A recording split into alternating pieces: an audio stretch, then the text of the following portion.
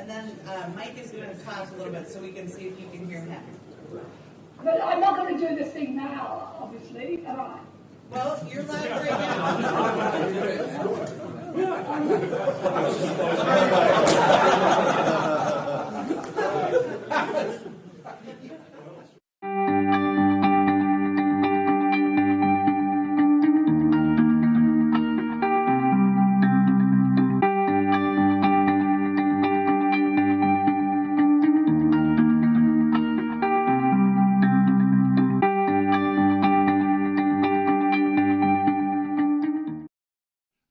So I'd just like to introduce Bettina Arndt. She trained as a clinical psychologist before becoming well known as one of Australia's first sex therapists. She then became a respected social commentator, focusing mainly on gender issues, and was invited onto government advisory committees, including many on family law. Bettina's day job is currently online dating coaching, but she's still campaigning for the cultural dialogue in Australia to include proper focus on men's issues. And hopefully we'll see her shortly. Hi everybody, I'm really sorry I can't be with you in person today. I came off a bridge on a cycling trip to New Zealand some time ago and thought it was just too risky to put my just healed broken bones through the ordeal of that long trip. I need to be in fighting fit for all the battles I'm currently waging, but I'll be live on Skype to answer your questions after my recorded talk. To start with, I want to show you an intriguing video. This features Australians' own Cinderella, the Tasmanian girl Mary, who married Frederick, the Crown Prince of Denmark. Some time ago, she was at a state dinner sitting next to the elderly husband of the Finnish president. She was wearing a plunging neckline and she caught the old guy having a good look as she adjusted her cleavage and gave him a glance of disapproval, which was caught on video. The poor guy was shown in news clips across the world to dance as a dirty old man. That's the politics of cleavage today. Like all women, Mary has the right to dress as she likes, to flaunt her sexual power over men, but woe betide the man who's caught looking, particularly if he's too old, too ugly, or simply falls outside of her target market in some way. The politics of cleavage is just one example of the successful feminist campaign to demonize male sexuality. They started from a perfectly reasonable position, that it was wrong for women to be blamed for rape by asking for it due to the way they dressed.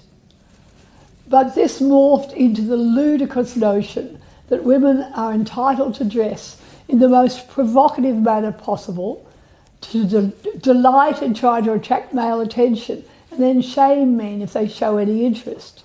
But that shaming is part of a bigger picture, a very long campaign dating back to the 19th century suffragettes, who had a slogan, "Votes for women, chastity for men." That was all about seeking to end women's sexual subjugation to men, which meant reining in male lust and keeping all men on a very tight leash. If they could see us now, the suffragettes would be celebrating in the streets. They've succeeded beyond their wildest dreams. Men today are not just chaste, they've been neutered. Leaving sex to the feminist is like letting your dog vacation at the taxidermist, said Camilla Parlier.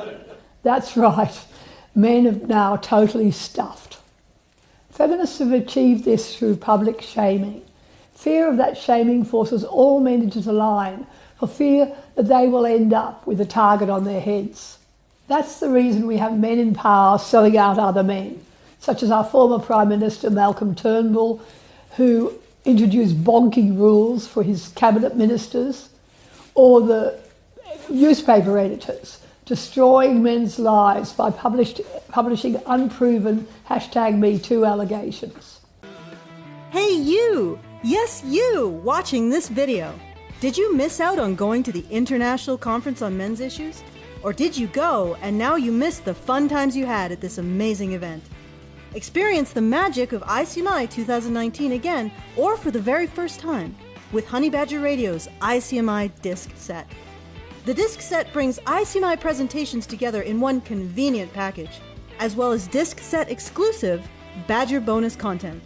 Enjoy behind-the-scenes Badger interviews with free speech and men's issues luminaries like Sargon, Janice Fiamengo, and Count Dankula, as well as a never-before-seen Badger cartoon. Also available is sparkling ICMI merch, such as our professionally designed program book, sticker sets, badges, and more. Go to feedthebadger.com and claim a piece of men's rights history for yourself. Ongoing feminist campaigns have seen male sexuality increasingly publicly reviled and men endlessly in trouble for showing normal, lusty sexual desire. Women moved into male workplaces and demanded removal of sexy photos, girly catalogues, even from the walls of car factories or army barracks. They imposed new rules about sexual jokes or banter, even though there are plenty of women who enjoy this sort of talk. Suddenly a compliment was sexual harassment, but no one was permitted to comment if a woman deliberately bent over in front of her work colleagues with exposed breasts straining under a tight top or revealing all in a tantalisingly dangerous short skirt. Some years ago in Australia, an investment banker was caught in the background looking at a half-naked celebrity on his computer when a spokesperson did a live cross talking about the latest financial market figures. He was shamed around the world for enjoying looking at a woman's body, with activists claiming that constituted sexual harassment for his work colleagues. It's been quite extraordinary that this tiny group of feminist extremists have convinced the rest of us that this is all fair and proper. And now, post #MeToo, we've seen men's lives being ruined after allegations that 20 years ago they propositioned a woman who wasn't interested, even though the workplace is one of the major places people actually meet prospective partners. I've watched with horror as women proudly boast of the most puritanical attitudes to sex, as if this was normal behaviour, and no one dares call out their deviant attitudes. Like the Canadian MP who claimed she was traumatised for 6 months after having a photo taken with 2 of her male colleagues, and one of them joked that this wasn't the kind of threesome he had in mind. Or Simona Sharoni, the gender studies professor who recently took offence when she offered to press the lifts in a crowded elevator, and Richard Labau, a political theory professor from King's College, joked that he wanted ladies' lingerie. Professor Sharoni reported him to the conference committee. This #MeToo moment is a clear example of how we've allowed sexually repressed, humorless women to determine appropriate behaviour, controlling male-female interaction that most normal people would have found enjoyable. Many sensible men and women enjoy the erotic spark, the banter, flirtatious male-female communication. But we've sat back and allowed this deviant group to take over cultural debate of such issues, to shame us into silencing our opinions. A while back in Australia, a West Indies cricketer, Chris Gale, jokingly asked out an Australian television reporter who was interviewing him. Most people thought the consequent outrage over this alleged harassment was nonsensical. There were heaps of examples of sportswomen coming on to men and getting away with it. Many people enjoyed watching Maria Sharapova flirting with a male reporter some time back. What was the question? I was just admiring your form. Well, I admire yours. Yet Gale was fined $10,000 by his cricket club as sports administrators virtue signalled their way out of trouble. More recently in Australia, we saw some football managers forced to resign when it was discovered they were having affairs, relationships that had nothing to do with their jobs. Feminists have succeeded in imposing a new morality which is all about punishing men, particularly powerful men, for showing a sexual interest in women. What worries me is this tiny minority group is managing to drive a powerful campaign by listing support from sexually indifferent women. A huge and growing population readily subscribed into efforts to curtail normal, lusty male sexuality. I've been tracking differences in male and female sexual desire for many decades. I wrote a book about it some years ago. The sad fact is most women go off sex in long-term relationships, and many just shut up shop. Huge numbers of heterosexual married men are living lives of sexual deprivation, with sex doled out only occasionally, like meaty treats to a dog, as one man described it. I've spent much of my adult life with women complaining to me about the hand creeping towards them in the middle of the night, and men talking about grovelling for sex. There are endless jokes which capture the desire gap between men and women. One of my favourites involves 3 married men who are out very early on a golf course one morning, and one of them says, "Oh, you have no idea what I had to do to be allowed out today. I had to promise my wife I'd repaint the whole house." The second one said, "Oh, that's nothing. I had to promise I'd remodel the whole kitchen." The third guy doesn't say anything, and they finally turned to him and said, "Well, what about you? How did you get here?" And he said, "Well, that was easy. I set my alarm for 5 o'clock, and when it went off, I nudged my wife and said, 'Golf course or intercourse? Don't forget your sweater,'" she said. And then there's comedian Steve Martin, who said, "You know that look women get when they want sex? Me neither." When I was doing my research on differences in sexual desire, I had a letter from a man who wanted to volunteer, but then he thought he probably wasn't suitable. He was a 71-year-old virgin. He hadn't planned to be a virgin all his life. He was waiting for the right woman to come along, but she never actually turned up. Interestingly, he wasn't unhappy. He talked about watching his mates get divorced or struggling in sexless marriages, and said in some ways he counted himself as lucky. He'd missed out on all the misery he observed in many heterosexual marriages. "At least there's no arguments in my household," he said. There's worrying research showing the desire gap between men and women is increasing across the Western world, as feminists convince women if they aren't interested, sex needn't happen. There's evidence of a decline in sexual frequency in Britain, Finland, the United States, Germany and Japan. A recent review of research on female desire by psychologist Marta Mina from the University of Nevada found discrepancies in desire within relationships are now the norm rather than the exception. But very few women are distressed by their lack of desire. They're happy to just go off sex, and their partners are expected to cop it sweet. I got myself in a lot of trouble a few years ago when I did my research on desire and started speaking out about the fact that women need to think about the impact of sexual rejection on their partners. If you Google my name, you'll find I'm described as a rape cheerleader on the Twitter sphere. And there was once a demonstration at one of our universities objecting to me talking about this, claiming that to even talk about it constituted sexual violence against women. So the growing numbers of sexually disinterested women are ripe for the plucking when it comes to being enlisted in the feminist campaign to demonize male sexuality. The classic example is the current feminist push against pornography. All those sexually deprived husbands who pretend to be working while looking at internet porn on their computers late at night. They know that if they get caught, their partners have been taught by the feminists to see this as a huge betrayal, something deviant and dangerous. It suits women to denounce this behaviour rather than address the question of whether they're failing to fulfil one of the traditional roles of marriage, catering to each other's sexual needs. Far better to hop on board the feminist crusade, claiming these men are sex addicts captured by material degrading to women. This particular crusade has been going on for decades.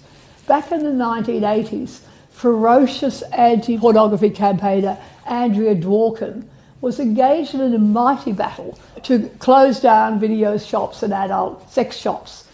She saw intercourse as consorting with the enemy, pornography as Dachau brought into the bedroom and celebrated. She was a total Fruit Loop, but there's now a huge number of campaigners arguing porn turns men into sex addicts, that pornography is vile, misogynist, violent material which changes men's attitudes to women and even alters their brain chemistry. The suggestion that porn changes a man's attitudes to sex is really questionable. While there's psychology research suggesting that exposure to porn has that effect, Some Australian academics, Professor Catherine Lumby and her colleagues, they published a book called The Porn Report, which analysed all of this data and found this laboratory-based research was contradictory and unlikely to reflect real-life situations. The Australian academics concluded that the entire tradition of social science research into pornography started with the assumption that porn is a major cause of negative attitudes to women and set out to prove this. Lumby and her colleagues found that most, 98%, of the best-selling porn videos are pretty white bread and free from violence. The evidence suggesting pornography alters brain chemistry is also really suspect. I've spoken to respected neurologists about this who say it just doesn't make sense. Lumby and her colleagues noted that the huge growth area online is the do-it-yourself amateur porn industry, where ordinary men and women are bearing all, grumping and grunting and groaning in front of web cameras, a far cry from the dangerous misogynist world that so many are warning about. My own research suggests men turn to porn for very good reasons, as a harmless outlet for their sexual curiosity, to control a sex drive causing conflict in their relationships, to relieve sexual boredom, and as a relief from the tensions of trying to please women in real-life sex, which has become increasingly difficult. There's always been pornography, there's always been explicit erotic material, particularly visual material that appeals to men. Sexual images have been around since the oldest cave art. There's a long history of extremely explicit Japanese erotica. There were even Victorian playing cards. There's endlessly been material designed to appeal to the male sexual imagination. And now the feminists are out there warning that men who indulge in internet porn are dangerous beasts. Like British sociologist Gail Dines, who appears regularly on television panels, describing in the most salacious terms gagging women whose anuses literally drop out of their bodies because of anal prolapses. Dines was recently holding forth on Australia's Q&A television program about the damage being done by pornography. And then came one of the viewers' videos, which I thought was pretty funny, and I thought you might enjoy watching it now. Miss Dines, I'm one of the third of the Australian population who cheerfully consumes pornography. I've been watching gay, straight and bi movies on video, DVD and online for the better part of 30 years. In all those many thousands of hours of wobbling pink bits, I have never seen any of the things you talk about. I've never seen the degradation of women, or men for that matter. I've never seen rape, real or simulated.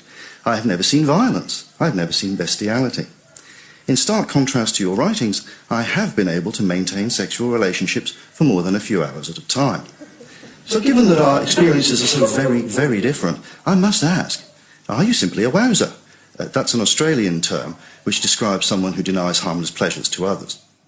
Have you noticed that he had a flower sticking out of his head? The public discussion of this issue is absolutely driven by the anti-male narrative.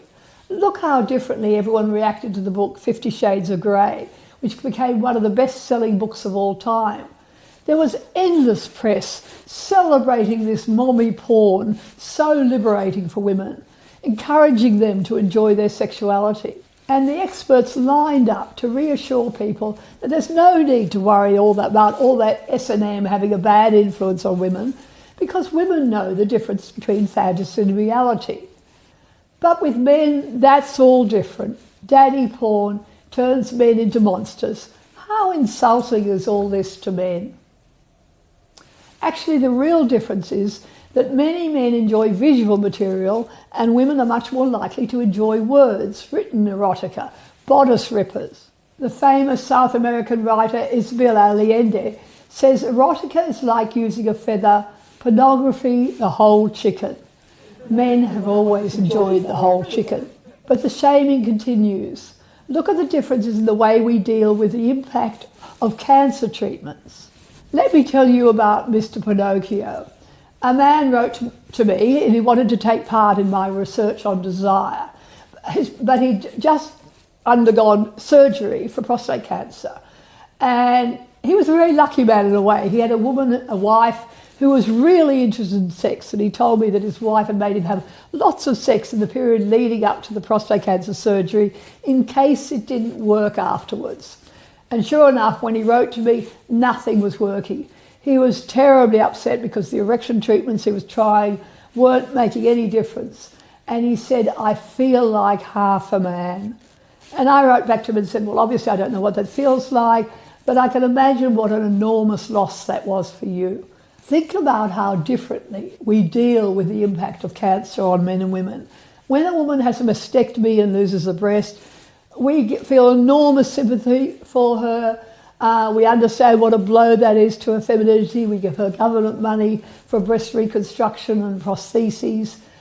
With a man who goes through prostate cancer treatments and loses his erection, he gets no money whatsoever for the cost of those prostate cancer treatments, the penile rehabilitation needed to regain his erections. Anyway, so with Mr. Pinocchio, I wrote back to him and explained all this to him. He said, he wrote this letter to me saying, you don't know what it meant to have someone acknowledge the loss. So he was very happy to have me there supporting him. And then the really funny thing was, eventually he wrote and said he worked it all out, and he discovered that if his wife lay on top of him and rubbed herself against him, she was able to climax. But he said she missed having something inside. She loved the feeling of the penis inside her, and so he went off to a sex shop and he bought a dildo, and he was a bit of an engineer, and he made this thing out of rubber to hold it all in place. And they call it Mr. Pinocchio. So the chapter of my book, which is in What Men Want, the chapter of my book is called 3 Cheers for Mr. Pinocchio.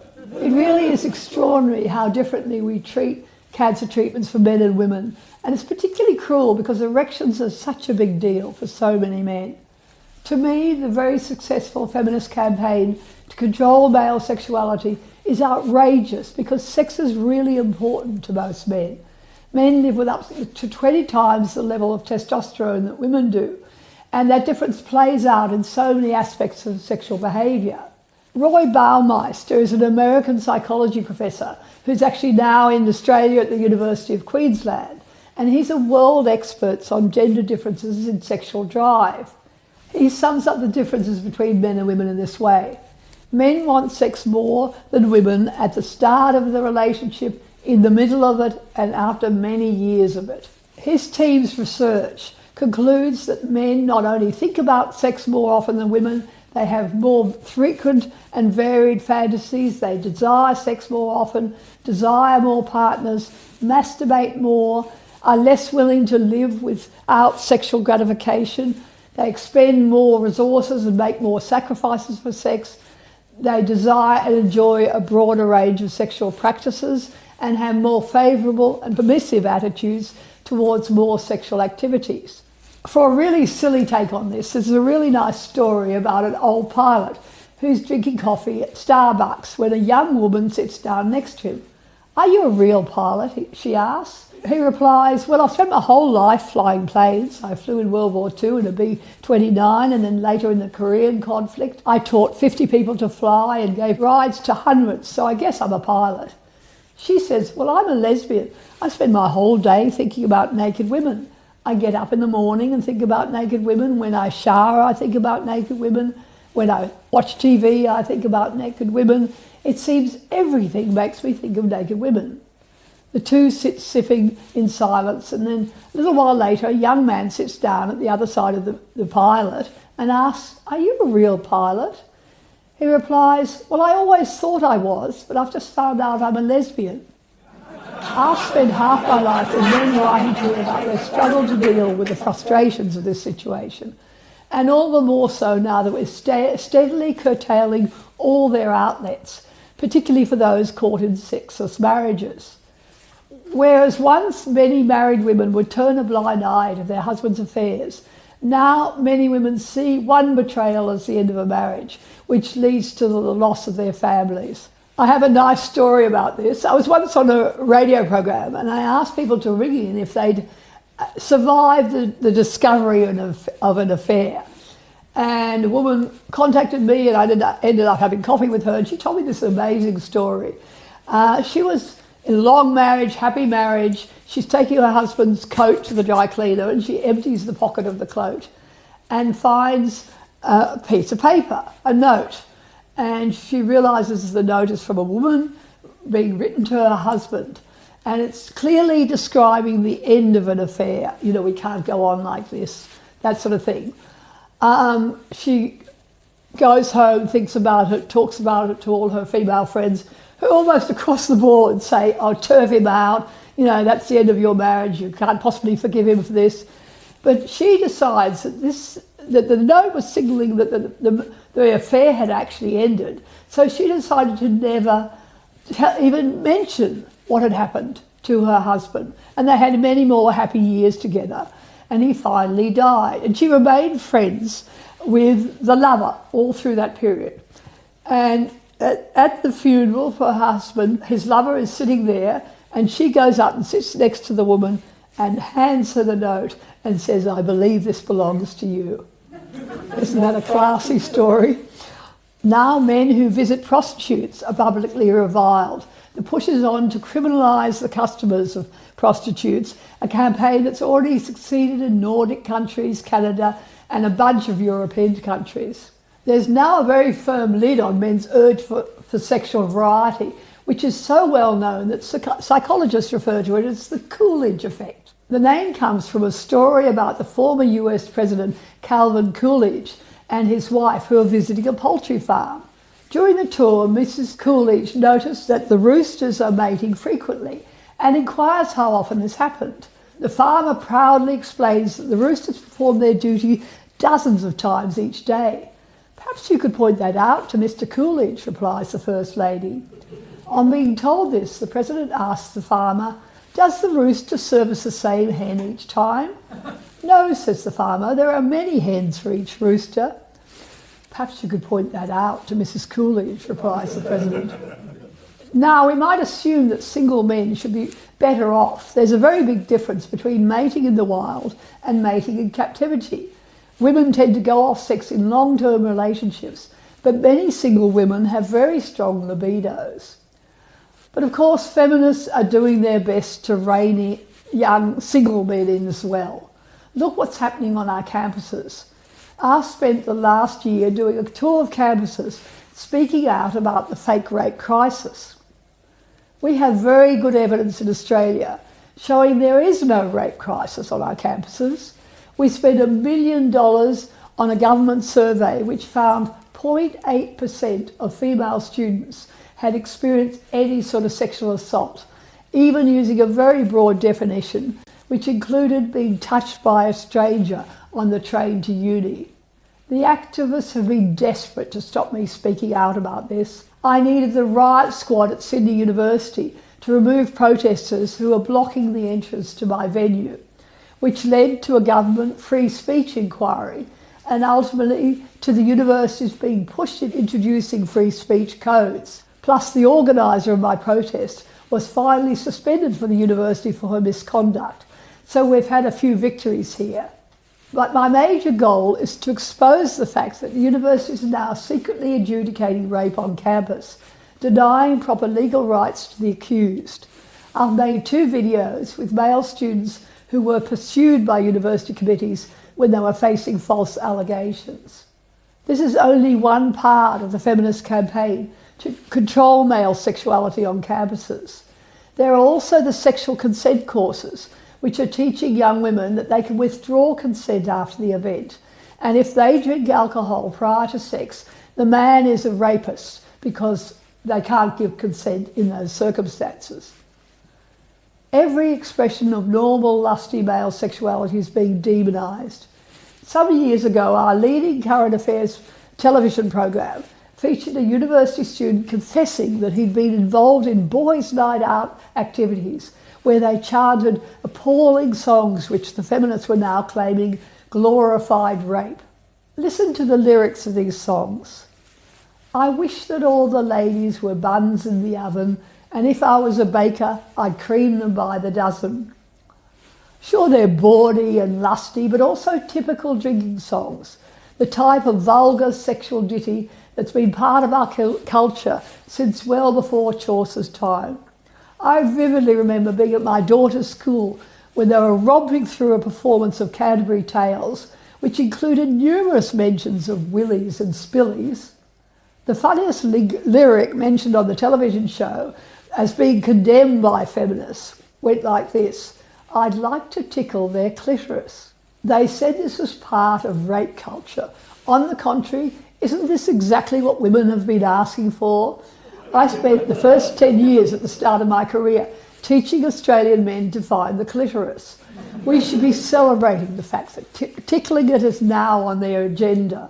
We need to fight back for the sake of our sons, for all the young men growing up in a world where normal sexual expression carries huge risks to their future careers and relationships, for all the men who are being wrongly accused and having their lives ruined over trivial sexual complaints, and all the men condemned to live lives of immense frustration. We have the numbers, even though feminists are aided by the anti-male brigade that's been enlisted from the huge numbers of sexually indifferent women. Luckily, there are still plenty of women who are fed up with being dictated to by these puritanical killjoys. Women who write to me asking what they can do to stop this all from happening. I'm working hard to get women to join forces with men who are prepared to speak out and fight back. We need to get organised, starting campaigns to stop the feminists controlling our workplaces, our campuses, and deciding how we all should behave. Feminists are killing sex, and I, for one, won't stand for it.